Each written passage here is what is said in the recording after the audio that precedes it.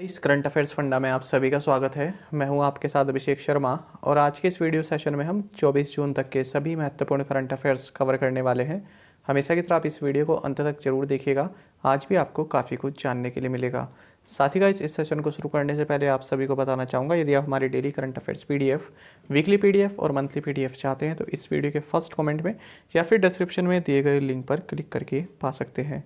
साथ ही आप Google play store से करंट अफेयर्स फंडा ऐप को भी इंस्टॉल कर लीजिए, क्योंकि जो भी हमारा पीडीएफ मटेरियल है जिसमें आपको करंट अफेयर्स के साथ साथ स्ट्रैटेजी के भी प्रोवाइड कराते हैं, ये सभी मटेरियल आपको हमारी करंट अफेयर्स फंडा ऐप पर ही उपलब्ध हो पाएगा। हमारे पीडीएफ को संबंधित यदि आपका कोई भी डाउट है, कुछ भी आप पूछना चाहते हैं तो कमेंट बॉक्स में ज़रूर लिखिएगा। तो चलिए फिर करते हैं शुरुआत इस वीडियो सेशन की। सबसे पहले 23 जून को पढ़े गए करंट अफेयर्स क्विकली रिवाइज कर लेते हैं। रुचिरा काम्बोज इन्हें यूनाइटेड नेशंस न्यूयॉर्क में भारत के परमानेंट रिप्रेजेंटेटिव के रूप में अपॉइंट किया गया है। तमिलनाडु ने लर्निंग गैप को फिल करने के लिए एनम एजुतुम स्कीम लॉन्च की है। आपको जानना चाहिए, गुस्तावो पेट्रो ये कोलंबिया के नए प्रेसिडेंट इलेक्ट किए गए हैं। प्राइम मिनिस्टर नरेंद्र मोदी ने इंडिया का first air conditioned railway station, जिसका नाम sir M Visvesvaraya railway station है, इसको बैयप्पनाहल्ली बेंगलुरु कर्नाटक में राष्ट्र को समर्पित किया। मंगोलिया का खुफस्कुल लेक नेशनल पार्क, इसको यूनेस्को के world network of biosphere reserves में ऐड किया गया है। Life insurance corporation insurance company ने एक लाइफ इंश्योरेंस प्लान लॉन्च किया है जिसका नाम है धन संचय। आपको जानना चाहिए कि यूनाइटेड स्टेट्स के प्रेसिडेंट जो बाइडेन ने major economies forum on energy and climate इसको होस्ट किया है। बेंगलुरु कर्नाटक ये स्टार्टअप्स के लिए भारत में मोस्ट पॉपुलर सिटी है, ऐसा कहा है स्टार्टअप लिंक की एक रिपोर्ट ने। बिश्केक किर्गिस्तान में आयोजित अंडर 17 एशियन चैंपियनशिप में जो भारतीय महिलाएं हैं, इनकी जो रेसलिंग टीम है, इन्होंने जीत लिया है ये चैंपियनशिप। 8 गोल्ड मेडल इन्होंने जीते हैं। न्यू दिल्ली में national conference on cyber safety and national security संपन्न हुई। कोटक महिंद्रा जनरल इंश्योरेंस ने फ़ोनपे के साथ पार्टनरशिप की है टू ऑफर मोटर इंश्योरेंस। आपको जानना चाहिए, हरियाणा के चीफ मिनिस्टर मनोहर लाल ने एक बुक लॉन्च की जिसका टाइटल है अष्टांग योगा और इसको ऑथर्ड किया, इसको लिखा है डॉक्टर सोनू फोगाट ने। छत्रपति शिवाजी महाराज इंटरनेशनल एयरपोर्ट मुंबई, ये इंडिया का फर्स्ट एयरपोर्ट बन गया है जिसने vertical axis wind turbine and solar PV hybrid solar mill को लॉन्च किया है। आपको जानना चाहिए, United Nations public service day ये 23 जून को मनाया जाता है और इस बार 2022 में इसका थीम है बिल्डिंग बैक बेटर फ्रॉम कोविड-19, enhancing innovative partnerships to meet the sustainable development goal. Global startup ecosystem report के अनुसार अफोर्डेबल टैलेंट के मामले में केरल एशिया में फर्स्ट नंबर पर है। और आपको जानना चाहिए कि vice president M Venkaiah Naidu ने आराधना जौहरियन की एक बुक है जो कि उत्तराखंड में टेम्पल्स हैं इनसे संबंधित है और इसका नाम है बियॉन्ड द मिस्टी वेल। चलिए अब 24 जून तक के सभी महत्वपूर्ण करंट अफेयर्स कवर कर लेते हैं। How many teams will contest in 2026 FIFA world cup in the United states, Canada and Mexico. संयुक्त राज्य अमेरिका, कनाडा और मैक्सिको में 2026 फीफा विश्व कप में कितनी टीमें भाग लेंगी? ऑप्शंस आपके सामने हैं। सही आंसर ऑप्शन डी है 48। आपको जानना चाहिए कि FIFA football world cup 2026 United states, Canada और मैक्सिको में आयोजित होगा। पहली बार ऐसा हो रहा है कि जब 3 अलग अलग कंट्रीज़ इस फीफा वर्ल्ड कप को होस्ट कर रही हैं। तो यहाँ पर हाल ही में जो सिटीज़ हैं, जो सिटीज़ होस्ट करेंगी, उनके नाम जारी किए गए हैं फीफा के द्वारा। उनमें Los Angeles, Toronto and Mexico city भी हैं। तो टोटल 16 सिटीज़ हैं जहाँ पर ये इवेंट संपन्न होगा। 11 यूनाइटेड स्टेट्स में हैं ये सिटीज़ और 3 मैक्सिको से ली गई हैं और 2 ली गई हैं कनाडा से। आपको जानना चाहिए कि कतर में इस बार 2022 का जो फीफा वर्ल्ड कप होने वाला है, इसमें 32 टीम पार्टिसिपेट कर रही हैं, जबकि जो ये 2026 का फीफा वर्ल्ड कप है इसमें 48 टीम्स पार्टिसिपेट करेंगी। फीफा के बारे में आपको जानना चाहिए कि इसके प्रेसिडेंट गियानी इन्फेंटिनो है और इसकी स्थापना 21 मई 1904 को हुई थी और हेडक्वार्टर्स ज्यूरिक स्विट्जरलैंड में है। Karnataka Bank has launched online SB account opening facility through video-based customer identification process. Who is the MD and CEO of the bank? Karnataka bank ने वीडियो आधारित ग्राहक पहचान प्रक्रिया के माध्यम से ऑनलाइन एसबी खाता खोलने की सुविधा शुरू की है। इस बैंक के MD एंड CEO कौन है, आपको बताना है। ऑप्शंस आपके सामने है। सही आंसर ऑप्शन डी है, महाबलेश्वरा MS। कर्नाटक बैंक ने एक ऑनलाइन जो SB अकाउंट ओपनिंग फैसिलिटी जो है लॉन्च किया है, और ये किसके थ्रू होगा, video based customer identification process यानी कि VCIP के द्वारा। तो सेविंग बैंक अकाउंट आप यहाँ पर खोल सकते हैं, वो भी वीडियो कॉल के थ्रू। बाकी आपको जानना चाहिए कर्नाटक बैंक के बारे में। MD एंड CEO महाबलेश्वरा MS है, हेडक्वार्टर्स मंगलोर है, और टैगलाइन है your family bank across India. Which portal has been launched by the South Indian Bank for its corporate Exim customers? South Indian bank ने अपने कॉर्पोरेट एक्जिम ग्राहकों के लिए कौन सा पोर्टल लॉन्च किया? ऑप्शंस आपके सामने है। सही आंसर ऑप्शन डी है, SIB TF ऑनलाइन। तो साउथ इंडियन बैंक ने एक नया पोर्टल लॉन्च किया है जिसका नाम है SIB TF ऑनलाइन। ये अपने जो एक्जिम कस्टमर्स हैं, कॉर्पोरेट एक्जिम कस्टमर्स हैं, उनके लिए लॉन्च किया गया है।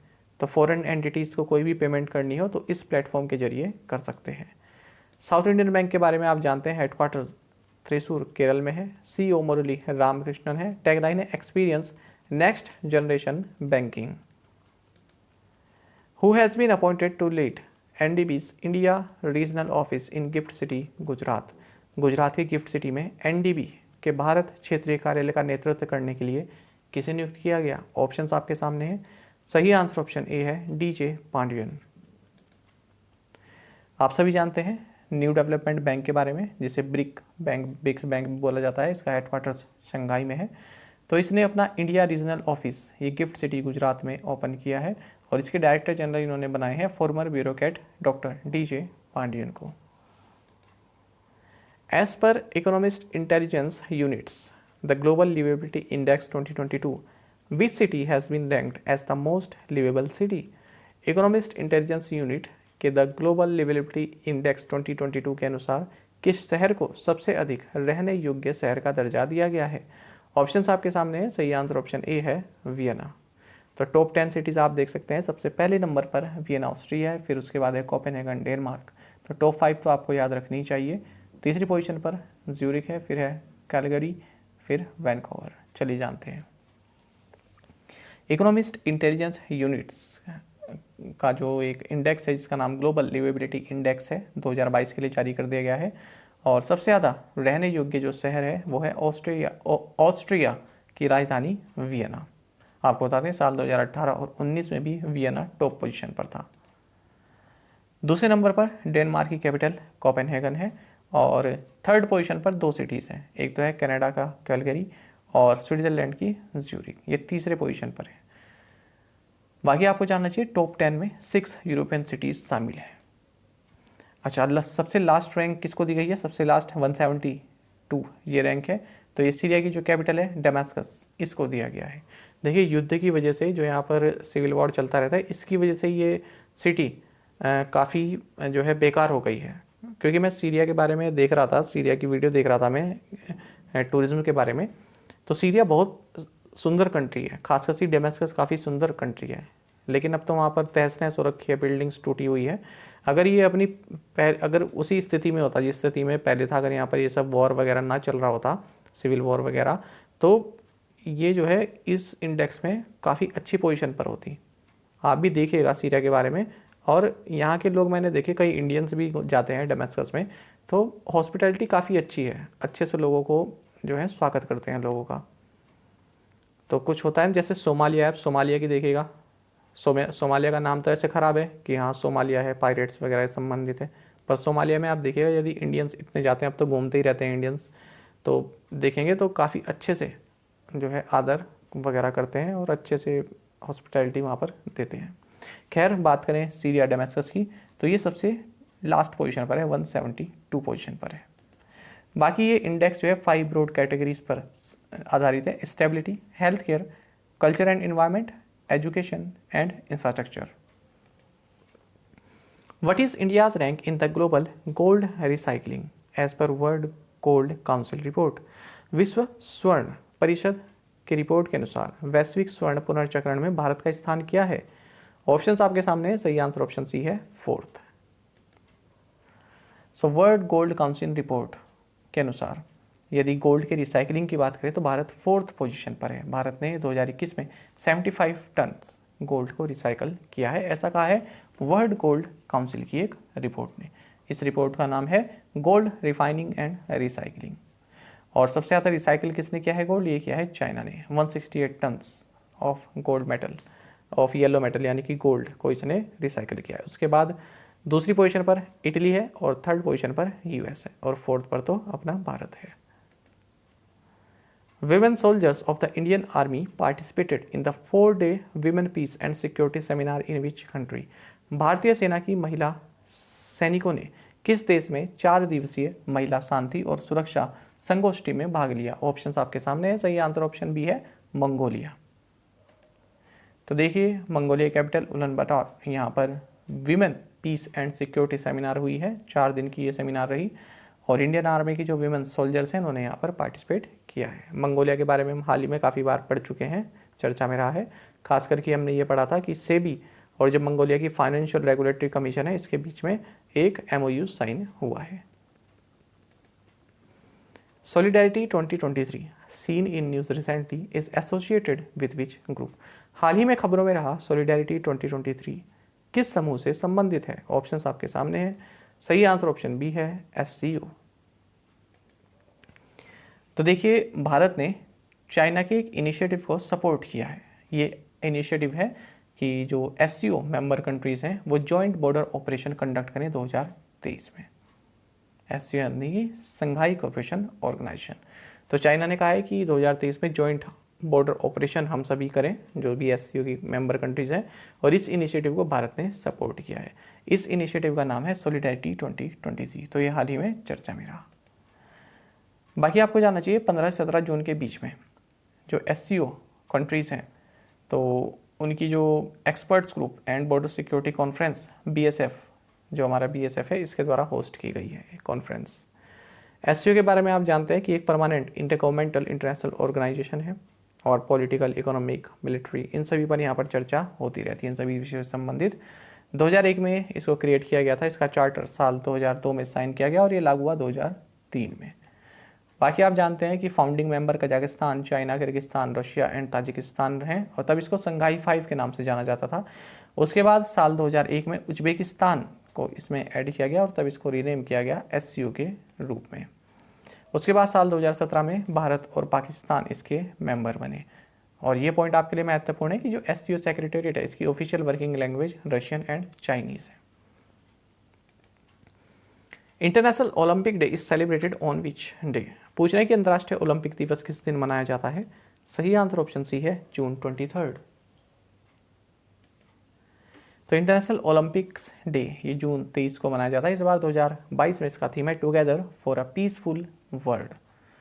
आपको जानना चाहिए फर्स्ट ओलंपिक डे ये 23 जून 1948 को मनाया गया था। तो देखिए भारत की जर्नी काफ़ी अच्छी रही है। कहा जहाँ साल 1900 में जो पेरिस में ओलंपिक हुए थे उसमें केवल भारतीय ओर से सिंगल रिप्रेजेंटेशन था, वहीं टोक्यो 2020 के ओलंपिक्स में 126 लोगों ने भारत को रिप्रेजेंट किया है। अच्छा, आपको जानना चाहिए भारत के पास ये रिकॉर्ड भी है कि हॉकी में 8 गोल्ड मेडल्स भारत ने ओलंपिक्स में जीते हुए हैं और 6 तो कंसेक्यूटिव जीते थे, लगातार जीते थे। KD यादव का नाम आप सभी जानते हैं, फर्स्ट इंडिविजुअल ओलंपिक मेडल है, इन्होंने जीता। और बीजिंग 2008 में अभिनव बिंद्रा ने गोल्ड जीता। फिर टोक्यो 2020 में ट्रैक एंड फील्ड में पहला गोल्ड भारत के लिए जीता नीरज चोपड़ा ने। आपको जानना चाहिए 1952 के हेलसिंकी ओलंपिक्स में नीलिमा घोष ये फर्स्ट वुमेन बनी इंडिपेंडेंट इंडिया से जिन्होंने ओलंपिक्स में पार्टिसिपेट किया। तो ये कुछ महत्वपूर्ण तथ्य हैं भारत के ओलंपिक से संबंधित, आपको जानने चाहिए। Nitin Gadkari inaugurated industrial decarbonisation summit 2022 in which city? Nitin Gadkari ने किस शहर में औद्योगिक डिकार्बनाइजेशन समिट 2022 का उद्घाटन किया है? ऑप्शंस आपके सामने हैं, सही आंसर ऑप्शन बी रहेगा, न्यू दिल्ली। तो union minister for road transport and highways Nitin Gadkari ने न्यू दिल्ली में industrial decarbonisation summit 2022 road map for carbon neutrality by 2070, इसको इनोग्रेट किया है। Indian player Rumeli Dhar has announced retirement from which sport, भारतीय खिलाड़ी रुमेलीधर ने किस खेल से संन्यास की घोषणा की?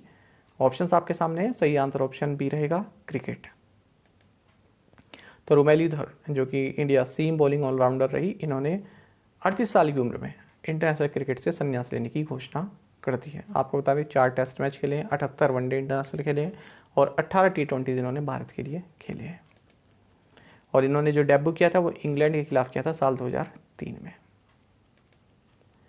Union minister doctor Jitendra Singh इनोग्रेट्स seismological observatory eight which district of Jammu and Kashmir, केंद्रीय मंत्री डॉक्टर जितेंद्र सिंह ने जम्मू और कश्मीर के किस जिले में भूकंपीय वेधशाला का उद्घाटन किया? ऑप्शंस आपके सामने हैं, सही आंसर ऑप्शन डी रहेगा, Udhampur.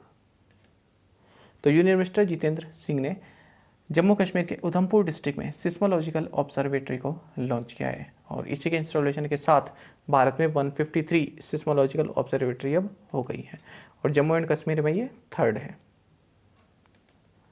The World Bank has approved a project worth ₹1,000 crore for promoting rain-fed farming in which state? विश्व बैंक ने किस राज्य में वर्षा आधारित खेती को बढ़ावा देने के लिए 1,000 करोड़ रुपए की परियोजना को मंजूरी दी? ऑप्शंस आपके सामने हैं, सही आंसर ऑप्शन डी रहेगा, उत्तराखंड। तो वर्ल्ड बैंक ने उत्तराखंड में जो रेन फेड फार्मिंग है उसको जो है प्रमोट करने के लिए 1,000 करोड़ रुपए का एक प्रोजेक्ट अप्रूव किया है और इस प्रोजेक्ट का नाम है Uttarakhand climate responsive rain fade farming project.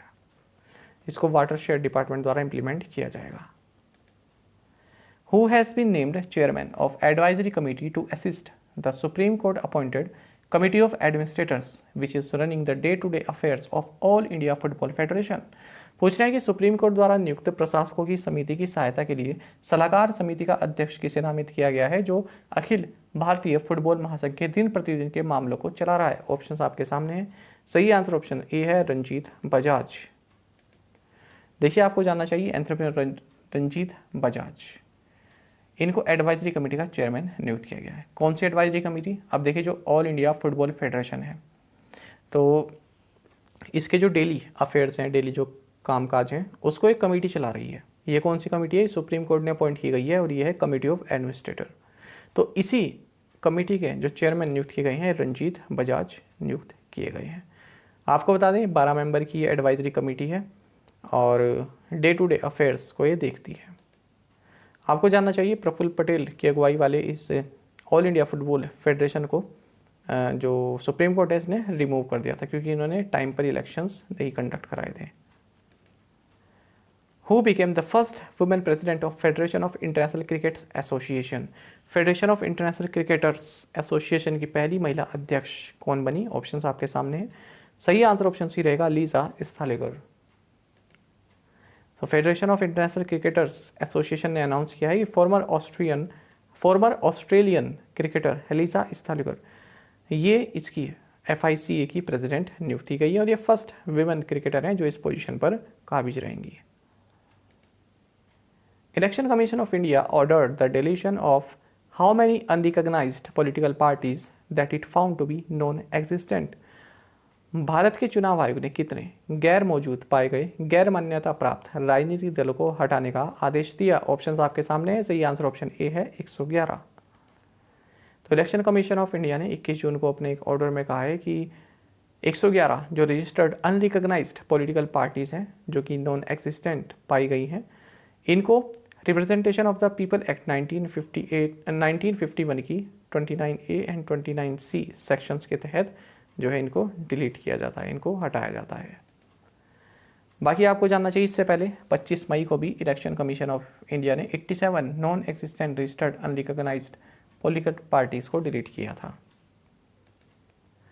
Which country has decided to hand over the contract of the 750 megawatt West Seti hydro power project to National Hydro Power Company Limited India? किस देश ने 750 मेगावाट की waste सेती जल विद्युत परियोजना का अनुबंध national Hydro Power Company limited Bharat को सौंपने का निर्णय लिया? ऑप्शंस आपके सामने है, सही आंसर ऑप्शन ए है, Nepal. The government of Nepal इसने डिसाइड किया है कि जो 750 मेगावाट का waste Seti hydro power project है और 308 मेगावाट का SR6 storage hydro electric project है, ये NHPC national Hydro Power Company limited इसको सौंप दिया जाएगा। हाल ही में हमने ये भी पढ़ा था कि SJVN ने भी एक MOU साइन किया है नेपाल के साथ, किसके लिए? अरुण 4 प्रोजेक्ट को डेवलप करने के लिए। और हमने हाल ही में ये भी देखा कि नेपाल में भारत के नेक्स्ट एम्बेसडर नियुक्त किए गए Naveen Srivastava. Previous assignment questions के आंसर देखेंगे। Suvarnabhumi airport is located in which country? Thailand. Gaia space mission is related to which agency? Answer is European Space Agency ESA. Which country has the largest Muslim majority population in the world? Indonesia. Under the newly proposed Agnipath scheme, how many years will new recruits or Agniveers serve? 4 years. What is the name of water conservation mission launched by Prime Minister Narendra Modi on April 24, aiming to develop and rejuvenate 75 water bodies in each district in all states as part of the celebrations of 75 years of independence? Answer is Mission Amrit Sarovar. और आपने से कई student बिल्कुल सही answer दिया है। आप इसी तरह से बढ़ चढ़कर हिस्सा लें असाइनमेंट क्वेश्चंस में। आज के असाइनमेंट क्वेश्चंस देखेंगे। Who is the CEO of Akasa Air? केवू Lamjao National Park is located in which state? कई बार पूछा जाता है एग्जाम्स में, ठीक है, इसका आंसर आप जरूर दीजिएगा। सुप्रीम कोर्ट जजेस now retire at 65। What is the retirement age of High Court जजेस? Who was named as the National Democratic Alliance candidate for the presidential election? The anti-defection law was included in the constitution as the 10th schedule in which year to combat the evil of political defections? तो किस साल ये जो है anti defection law constitution में add किया गया था, ये आपको बताना है किस साल में। ये भी पूछ लिया जाता है, जो पॉलिटी का जहाँ पर भी अगर आपका आता है उसमें पूछ लेते हैं ये। तो 5 क्वेश्चन के आंसर आप हमें कमेंट बॉक्स में जरूर दीजिएगा। यदि आपको एक क्वेश्चन का आंसर भी आता है तो भी आप हमें कमेंट बॉक्स में बता सकते हैं। साथ ही करंट अफेयर्स फंडा को आप टेलीग्राम पर भी ज्वाइन कर सकते हैं। यहाँ पर रेगुलर वीडियो अपडेट्स और करंट क्विजेस हम आप सभी के लिए डालते रहते हैं। साथ ही डिस्कशन ग्रुप में आप किसी भी क्वेश्चन का सोल्यूशन पा सकते हैं। दोस्तों, यहाँ पर हमारे करंट अफेयर्स की प्लेलिस्ट दी गई है, इसको आप जरूर देखें और अपने दोस्तों के साथ, फेलो एस्पिरेंट के साथ हमारे करंट अफेयर्स को शेयर जरूर करें। आज का ये सेशन आपको कैसा लगा कमेंट बॉक्स में जरूर बताइएगा। Thank you guys.